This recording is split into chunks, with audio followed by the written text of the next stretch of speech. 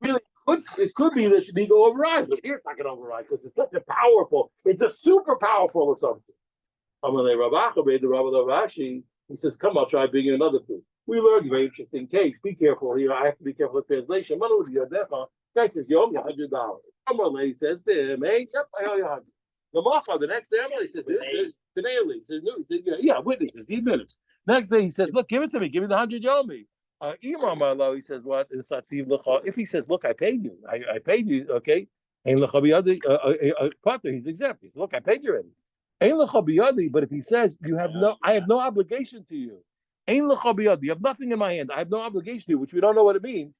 Okay, he's obligated. He has to pay it. My love. What's the case? Must be when he said when I gave you was money. I paid you when it was due. When he says afterwards, I have no obligation to. He means to say what I paid before it was due. And yet we see what that he's obligated. Almost, you see clearly a proof. So you see what? That we don't give the migo against the assumption that people don't pay in their time. He says, nah. When he says the next day, I have nothing of yours. He says, not I paid you in my time. It means lawyer doing yesterday he said in front of witnesses, I owe you 100. Today he says, I don't owe you anything. I don't owe anything. Okay, because why? Because we say when a guy says what? Anybody says I didn't borrow from you, all he's saying is what? Once he said I borrowed, all he's saying I didn't pay you. That's all he's saying. It's meaningless. Okay, so if we in the end we didn't prove the point, we left the query open. Now, some of we said that even though the one guy built the wall all the way up to 8, and the first guy participated in the 4, but he wasn't obligated to participate in the 8. The second he builds a wall next to it that's 8 high, he's obligated to participate in the second 4. He's obligated to pay half of it. Yeah, he's gonna make use of it. Amra. Now, he says, look, here's an interesting case. The first guy built the wall all the way up to 8. So what? The first guy's only responsible to participate in 4. But then he did something interesting. Samach Palga, okay, he built the wall, okay, but he only built it adjacent to part. Now it's two possibilities. Look, imagine a guy built a wall between the yards, let's say of 8 high and 20 feet wide. This guy builds a wall 20 feet wide and 6 high. You see what's happening? And 6 high. Thought it was and half. No. Let me say it first. Here, the wall that the guy built that the guy wasn't obligated was 8 amas high, and let's say 20 amas in length. Okay, along the length. This guy builds a wall 20 amas in length and 6 amas high. In other words, he has shown that he likes half of the addition, or alternatively, he builds a wall that's 8 amas high and 10 amas wide.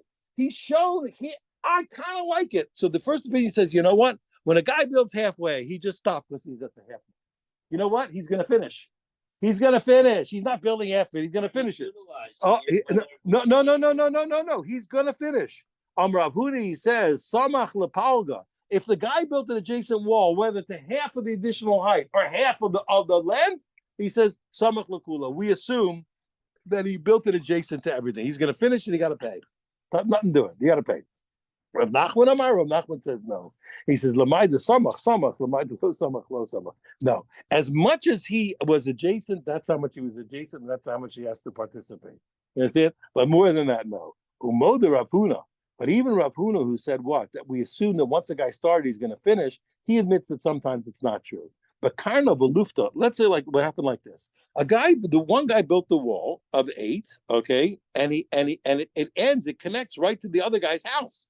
Now this guy just builds a little room on his house, an extension. He didn't build a wall; he just built it. He built the room. So it's true that he's actually going to utilize part of the other wall, but he built through here. Even Rav Huna, who usually says, "Well, once the guy starts, he's going to finish." He's not going to finish because he's not building a wall. Yeah, he's building a room. That's all. He's just building a room. It's nothing. So even he admits. On the other way, like this, Rav Nachman, who said what that we never assume he's going to extend, and he's only obligated to the degree that literally to the degree that we can show that he approved. He says the mother of Nachman, even Rav Nachman admits what Bafriza. If the guy The second guy built a wall. Even he didn't build the whole thing, but he built. There's when you want to make cross beams, okay, you do two things. If you live in a place with stone, it's always like the stone is wet. It's wet and it rots the wood.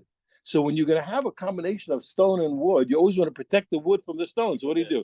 So you have to have wood intervening. You have to have insulating wood between the stone and the wood. So at least the key wood that you're using is not going to get wet. So what you do is along the top of the wall, you put a big strong beam and then put the cross beams. But you want to make a second floor, so you put a cross beam along the wall. And then lay the other beams on top of it to protect it. Or alternatively, you put holes in the wall, but you put a wooden frame. You put a wooden frame inside the hole again to protect the real wood, the beam wood, from the wet stone. They didn't have pressure treated lumber. I guess not, right? And this, if you live in Yerushalayim, I just know because I live in Yerushalayim, you learn what Yerushalayim is not as cold as a lot of other places, but Yerushalayim is cold in the winter. It's stone. When you live in stone, the stone, I don't know, it just keeps the moisture and the wet. Yeah, it's wet. That's the way it is. You have to. That's how stone works. So over here, so now what happened was when guy number two, even though you're right, he didn't build it to the whole thing. He built it, but he put a strong beam to show or holes that shows that he's going to want to put cross beams to make a floor. He's going to make a floor. You know what? He's about to build another floor. He's going to go all the way up to 8. He built only to 4, but he put beams that shows he's going to put cross beams. So it comes at what? That even Rav Nachman, who usually holds what? That we don't say the guy's going to extend. Now he says, you know what? He's going to extend. He's going to extend. Why? Because he's going to build the second floor. Okay, and he's going to end up using the upper 4 that he didn't use yet.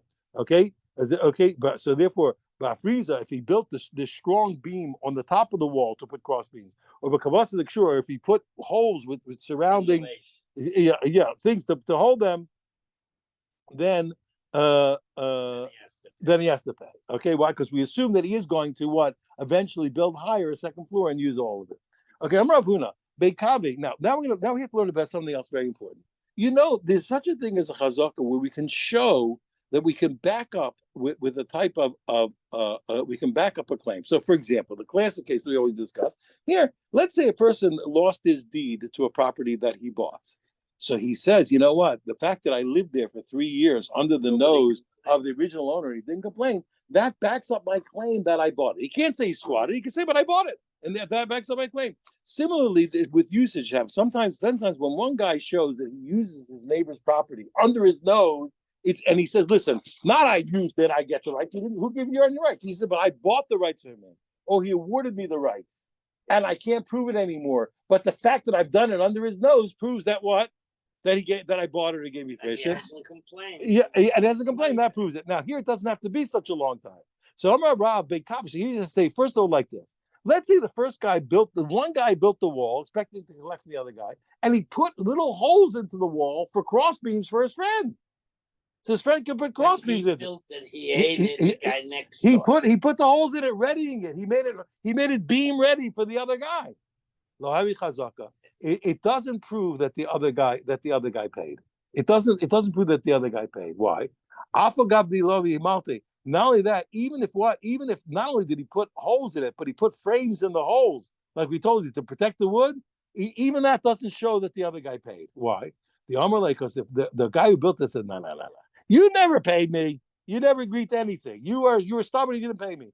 But I still prepared it for you. You know why? Because since I know in the end you're going to reconcile and you're going to pitch in like you're supposed to. I don't want my wall to get destroyed. Then you don't want to put holes, and I don't want to go digging out holes in the wall. You're a stubborn son of a gun, and I did it right to start with, knowing that you're going to come around eventually.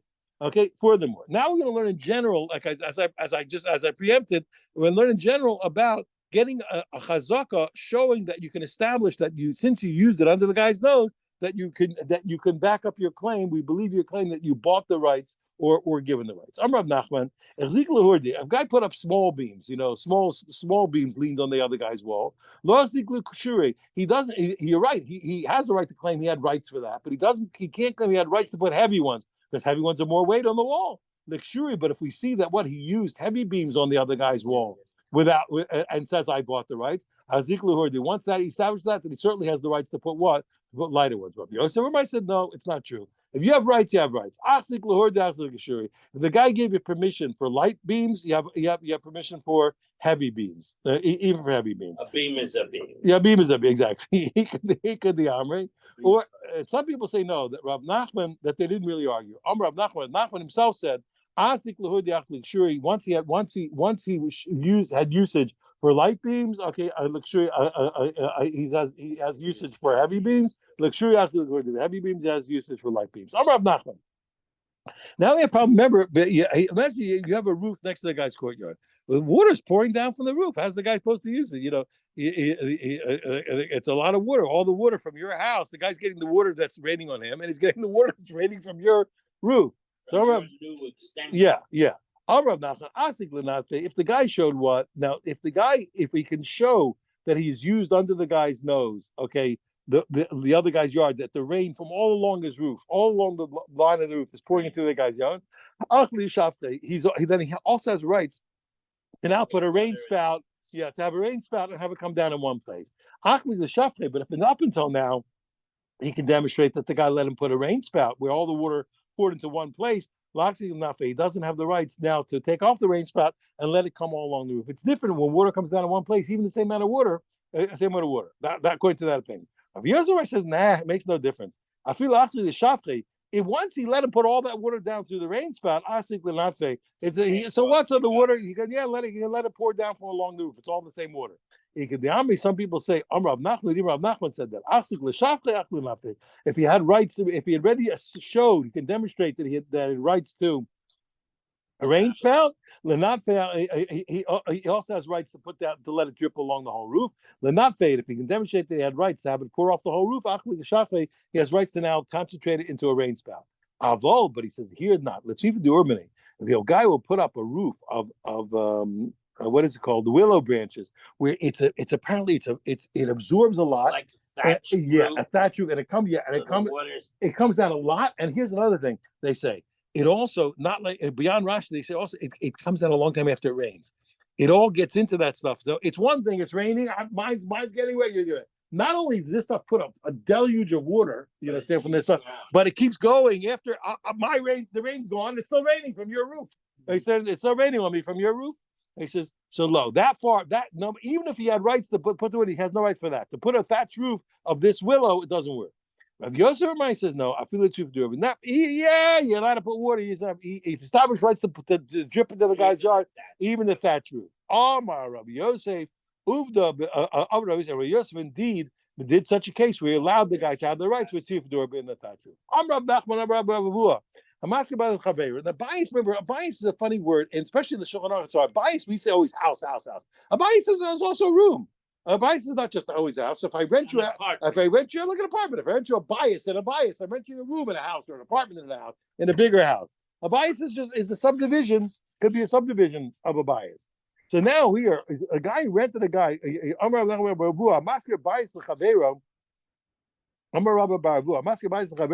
guy rents a guy a section, Babira Gadola, in a big house, in a large house.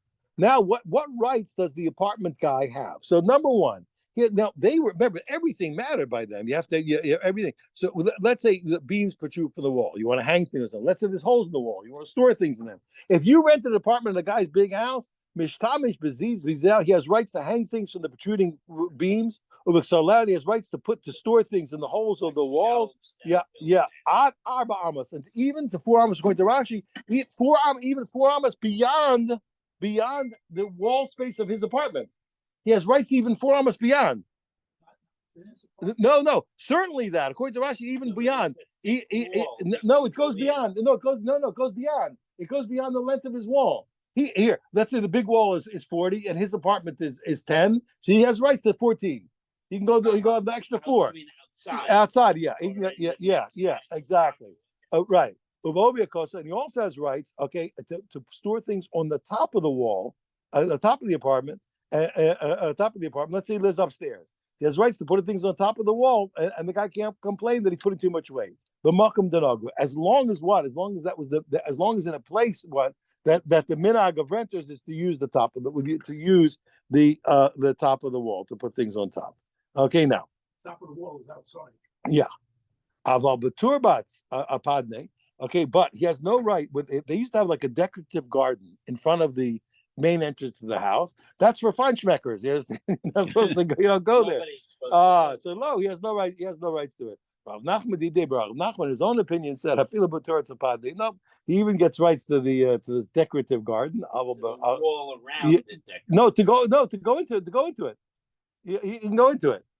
He can go into it. He can go in there. One second. No, but tarbet. One second. Put stuff on the wall surrounding.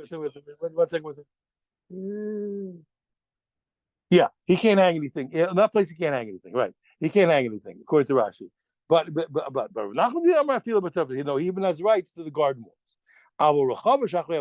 But he has no rights to use the backyard, even if his apartment goes into it. Rav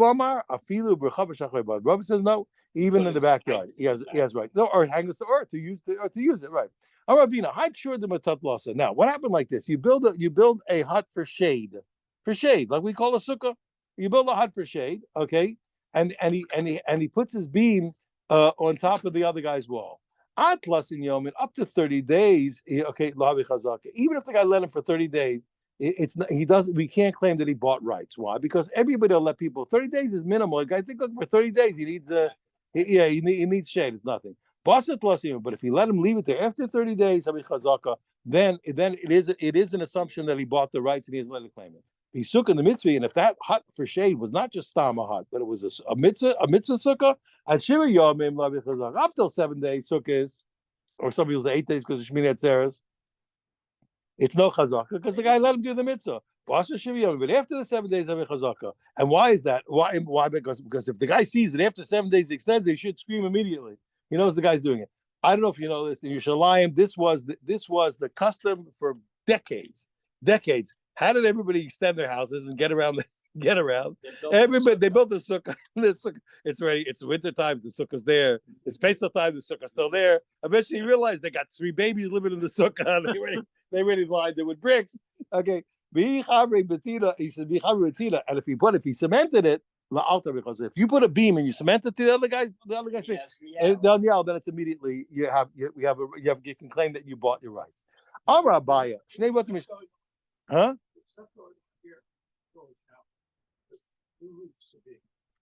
Legally, yeah. Part of the deal to do the roof, they're taking up half of the parking lots with their trucks and material and everything. Right. Which I suppose now all this laid out beforehand. That's what they do, yeah. The space or whatever. All of a sudden, all you're doing is want a roof. Found out you lost your whole parking. That's right.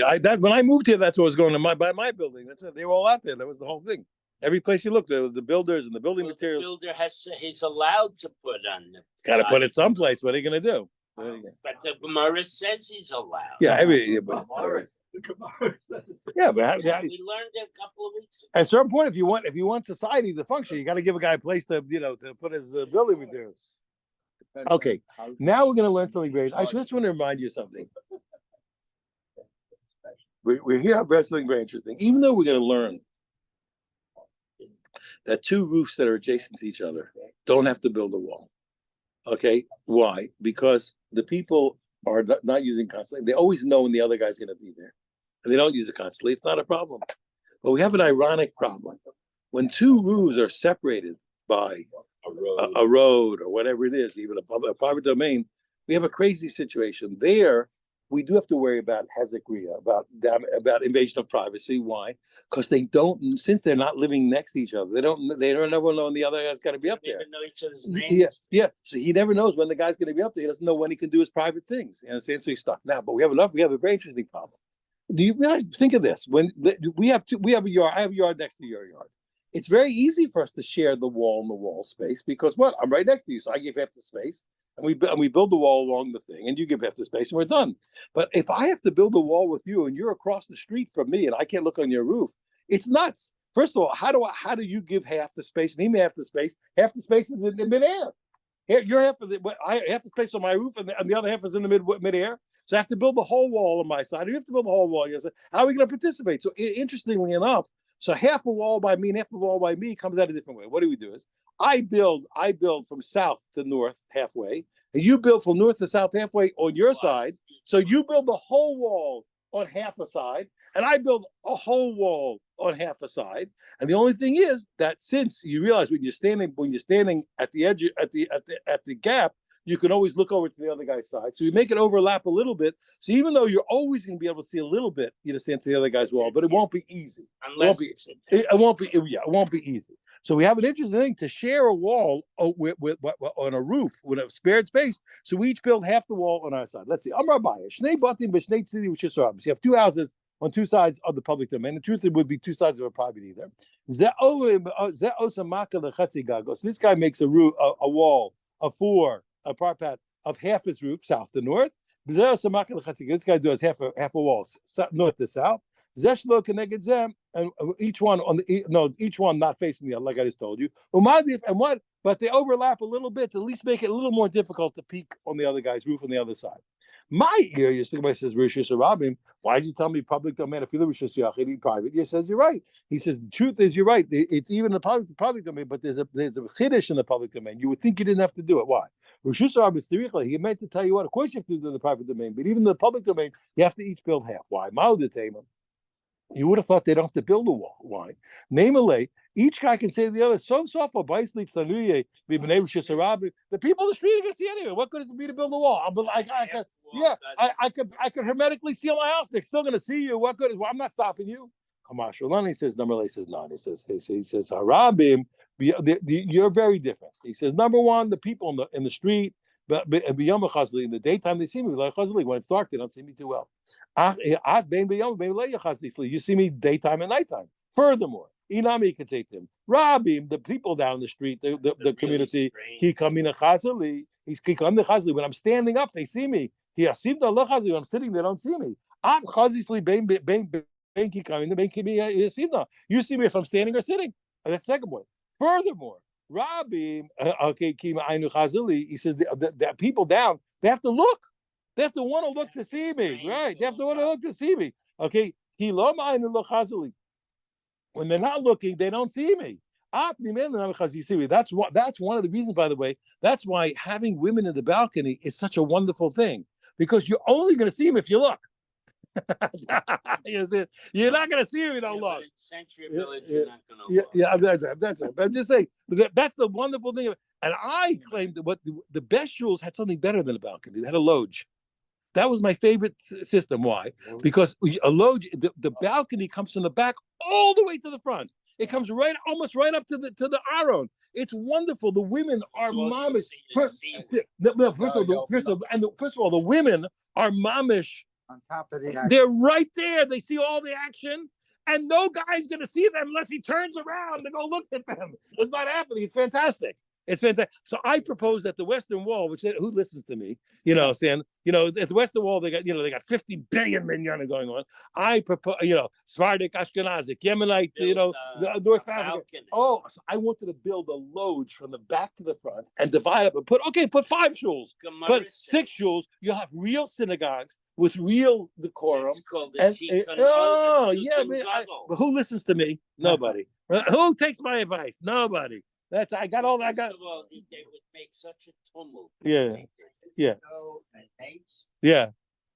You have all these young. Somehow they all get up to Shmona Esrei. Yeah. When they start, what nusach they doing? Not a word. Perfectly except Well, Yeah. because they all have a clock. I know, I'm And they just time saying. it. So But- that- Yeah, they're exactly. Yeah. I'm not understanding what happened. But Friday night, it's a hectagon. I mean, it's Yeah. It's everything's happening. if you're a guy, you see what's going on. There's no idea What's going on? Yeah. So what is going on here? This one doing this, everything. No one knows what's going on. Okay. Anyway, So let me ask you Yeah. a question. What Yeah. happens to the halacha of Makkah with what? with these roofs? Oh, so we're going to talk about There's a it. 10 So they answer a lot of There's one thing. 10 tvachim, No, and so then we're 4 going to others. see. First of all, not all these are a lot of the problem is they're not necessarily a makkah problem because they're adjacent. The one guy can't have another makkah. They talk about it. They talk about it in this stuff. They I say know, but one guy in can't. this case, yeah, they don't. Yeah. It could be no, yeah. So They there must initiated be a 10. But nobody can, tefach nobody in can, the but kitchen. Market doesn't have to be 4 amos. I said it must be. Yeah, 10 yeah, tefachim exactly, in the exactly, kitchen. exactly, exactly. And nobody can mechayiv anybody else to make a mark. Now, Amar Mar, we say, yeah, no, that's but it's not in these laws. Amar Mar. Now, let's revisit what we just said. This guy's making a parapet of 4 and half of his roof, and this one half of his roof. Each one on their side, and they overlap. When it says pshita, he says, obviously they should only do half and half. Yeah, why should both of them have to make a whole wall? Like I explained to you, it's obvious who you need anybody to tell me. That's not the point. He's coming to tell me like this. There is a case where you think that really what one guy will have to make the whole wall. Why? Here, one of them built half, okay, already. And therefore, you might think the other guy's going to say to him, listen, he says, you already built half. Shakal uzinka. Here, take the expenses. I'll give you the money. Bob the kula and finish it up. You already started. You should finish. Kamash low. He said, listen. At my time, he says, how come you didn't want to build yourself? We shouldn't the mishra shisa. You don't want to put the weight of the parapet on your wall. On a nami mitra shisa. I also don't want to put the weight. I don't want to mess up my wall if we have to do it. Amar Rab Nachman, Amar Shmuel. Now you have a roof next to a courtyard. Now remember, I told you the point is like this.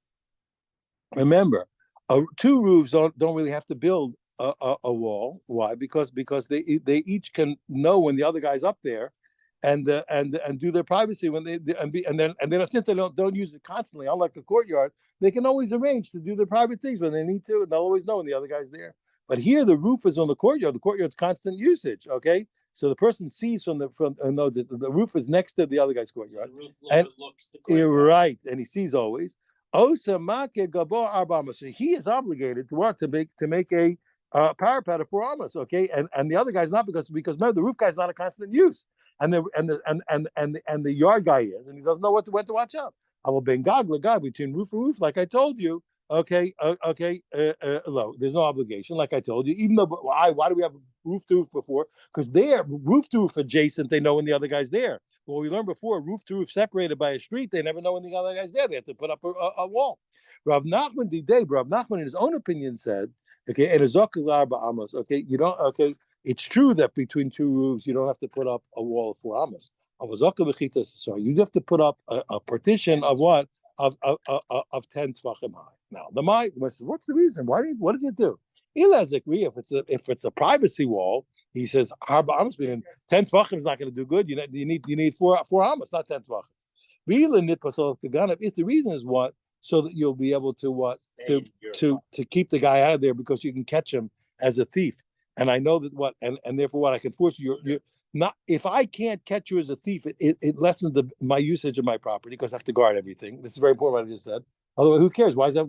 Why do I have a right to say I have to know when he's stealing? I have to know when he writes stealing because if I don't have a way to know when he's trespassing, I'm not free to use my property. I can't leave my valuables or whatever it is. Yes, in there. So therefore, what he says, if you're going to tell me what, I have to have a way of always knowing, and he knows that I know when he's trespassing. But misifas ba'amasaga, I don't need 10 high. I just need a couple of little pegs, little low pegs of a demarcation. We look dying with climate. If it's what to stop his goats or sheep from going into my one, but Kadeshi's Dagba Basro should just be anything to stop them from running head on. I only need what? I only need 3 tvachim. 3 tvachim will be good enough. You shouldn't be able to run directly. Sagi, that's sufficient. The Olam, don't worry. No, it's the reason why I have to put up 10 tvachim. It's to be able to know, to be able to claim for sure that this guy is stealing. Why? And the Mesifas, and the truth is, with a simple line of demarcation won't work. Because the guy can always say, "Oh, look, you have to skip the next word." He can say, "What? I dropped something and I had to get it." Okay. In this way, he says, "Listen." When he puts it up, he says, "I don't want you in here. You have no rights." And I put up a thing. Okay, that I need b'mechitza. So okay, b'mechitza. So sorry, Lord, so much time late. He can't fake him out and say, "Oh, I didn't know what I was doing." He knows what he's doing. Macy Bay. Okay, we have a kasha. Let me say kasha. We learned that if the guy's courtyard was higher than the other guy's roof, ain't is cocking low. So therefore, what? So then the The courtyard guy doesn't have to do anything for the roof. He owes the roof is not a problem. The roof is not a constant use. He has no obligation. My love in his cooking no cost. You see what that the courtyard guy has no obligation whatsoever to the roof guy. But and according to you, he still should have an obligation to put at least 10 tvachim to make a line of demarcation. Low and his cooking harbabas. You're right. He doesn't have to build 4 for privacy. On his cooking he does have to put up at least a 10 to make a line of demarcation. Itmar, we learned. Shnei chatzeros, zulam al mizu. Let's say there's 2 yards, but they're not even. One is higher than the other. Then how are they going to build the privacy wall? Okay, because one guy could definitely see into the other guy's yard, both of them from both directions. Rav Huna, atachtem bona mikanegdo ba'olam. Rav Huna says, the lower guy, he has to build all the way from his up to the level of the other guy, and then he has to pay for it, and then he continues participating with the other guy from the level of the other guy upwards. The Elyon bona. Okay. This is not. Yeah. This is the ground. Here, one guy's at this level, one guy's at this level, and one guy's at this level. Yeah. So the first opinion is the bottom guy has to pay everything from this level till the other guy's yard. He pays by himself, and then he shares the rest floor up with the other guy. Okay, and the Elyon and the upper guy, Mikanegdo, he shares in the whole part of the 4 of the Ola, and that's all. But he doesn't share in the bottom guy at all. It's not his problem. Histamar said nothing doing. Elyon Messiah Milamala, but believe it, but also but don't worry. You have to remember that the upper guy does have to allow the guy to dig out half of the width from his property. That yes, no matter what. He has to. The bottom guy still gets to dig out half of the width from the upper guy's land. Both his and the other. Yeah, he's not. He's like the upper guy doesn't have to. The upper guy doesn't have to pay for the bricks, but he does have to give him half of the land. Yeah, land. Okay, now. Okay, and but Rav Chisda says no. Elyon Masayeh Milamata Bona. Sorry, that since the lower part has to support the upper part, the upper guy has to also help the guy pay half even for the bottom half of the wall. Tiny Kabasi Rav Chisda, and we learned in support of Rav Chisda. Shnei Chatzera Zulam Al Mizulam, and the Rebbe, if there's 2 courtyards, one above the other, Lo Yomer Elyon already Bona Mikneg. The upper guy can't say I'm only paying for the wall from my level and upwards. I'm Masayeh Milamata, but he has to help the guy from the downstairs also. If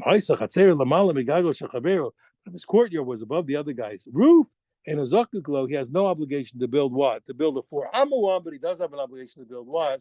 To build the 10 and that's a stop. Brothers keep going. Here's the Zach that you learn. Instead of saying roof, a roof. And is a roof, and the other is a roof. They have 2 shuls next to one another. Yeah. They got to have lines to demarcate. Yeah. Right. A roof. That's Robinson Crusoe. You know about Robinson Crusoe? He's stranded on an island for a decade. Yeah. He builds a house. He builds a pickleball court. Builds a pool. All the way on the other side of the island, he builds this magnificent edifice. Finally, he gets rescued. So he proudly shows the captain of the ship that rescues him everything on the island, except the huge thing on the other side. So the captain of the ship says, "What's that? Ugh, that's the shul I wouldn't step foot in." I wouldn't go into it, yeah. I wouldn't step foot in it. So you know what's beautiful? In South Africa, for many years, the South African Jews, the majority were dedicated Jews, but they weren't observant. They were what? They weren't observant. They were what they call traditional. But you know what they used to say? And I met them. They used to say, I just want you to know one thing. I don't go to shul, but the shul I don't go to is Orthodox. Right. I'm telling you, they used to say. In England, it's like I don't go to shul, but the shul I don't go to is Orthodox. Similar story in Panama. Yeah. Well, most had a big countries benefactor. did not have a big reform movement, and Right. conservative is uniquely American. So someone came with a lot of money and built beautiful shuls and he went around and he solicited people, says, you got to come, but you got to keep Shabbos, you got to do all that. So he was able to I forgot his name, by force of his personality and his bucks, be able to tilt the whole city, the whole country of Panama to have a religious core. Amazing when you see. On the other hand, Philadelphia, the guy who was the first rabbi called himself chief rabbi, didn't let any other shul hire a rabbi. Are you serious?